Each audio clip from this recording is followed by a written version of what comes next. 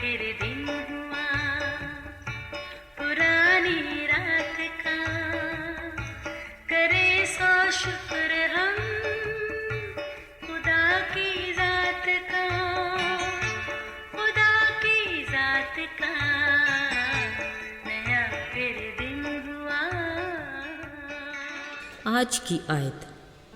ऐ मेरे भाइयों, हमारे खुदावंद ज़ुल जलाल यीशु मसीह का ईमान तुम में तरफदारी के साथ ना हो। याकूब 2 बाब पहली आयत। अजीज़ों, एक खिला फूल गोया मुस्कुराता दिखाई देता है, फिर 2 दिन के बाद वो मुरझा जाता है। किसी पल हम भी खुशी से खिल जाते हैं, फिर अगले ही पल गोया मुरझा जाते हैं।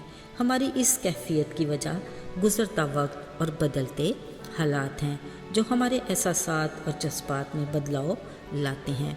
कुछ यूं ही खुशी का खुशगवार मौसम मुख्तसर मगर गम की परछाई तवील लगती है, इसलिए खुशी मनाने के किसी भी मौका को हाथ से जाने ना दें। जी भर के हंसें, खूब खुशी मनाएं। ये एक तरह की थेरेपी है जो हमारे असाब पर खुशगवार असर डालती है।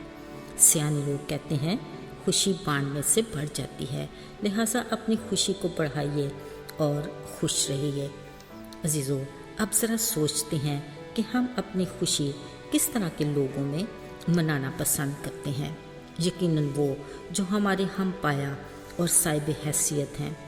ईद हो या कोई त्यौहार, सालगिरह हो या कोई भी खुशी का मौका, अक्सर मेहमान ख़ास वही होते हैं जो खुशी को अपना हक समझते हैं।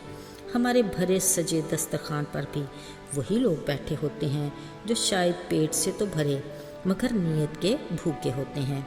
हकीकत तो ये है कि इन मेहरबान कदरदान दोस्तों के दिल हमारी खुशी के साथ जुड़े तो नहीं होते, महज दिखावा ही है जो किसी न किसी पल महसूस भी किया जाता है। अजीज़ों, ये इस खुशफहमी में होते हैं गोया हमारी खुशी की रौनक महज उन्हीं के दम से है। झूठ इसमें भी नहीं कि हम भी अपनी दौलत और अपने रिश्ते को प्रमोट करते हैं, इसी सोच और ख्वाहिश के साथ कि सोसाइटी में हमारा भी मकाम बन जाए। अजीज़ों, ऐसी खुशी कागजी फूल की मानद है जिसमें खूबसूरती तो है मगर मोहब्बत और चाहत की खुशबू नहीं। बहरहाल, अगर हम खुशी मनाने के हल्का अहबाब का जायज़ा लें तो ऐसे बहुत से कदरदान होते हैं जिनके दिल हकीकत में हमसे जुड़े होते और रिश्ते नातों के ताने बाने भी कहीं ना कहीं मिल जाते हैं, मगर शायद हम किसी भी तौर उन्हें अपनी रफ़ाकत के लायक नहीं समझते। असल में हकीकी तौर पर यही वो लोग हैं जो दिल से खुशी मनाते और सच्चे लबों से दुआ देते हैं।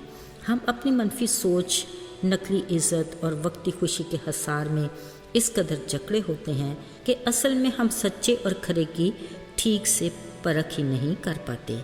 यही वजह है कि हमारा किरदार उनके लिए अक्सर दुख का बायस बनता है जो हमारी अपनी खुशी के हकीकी असर को भी ज़ायल कर देता है।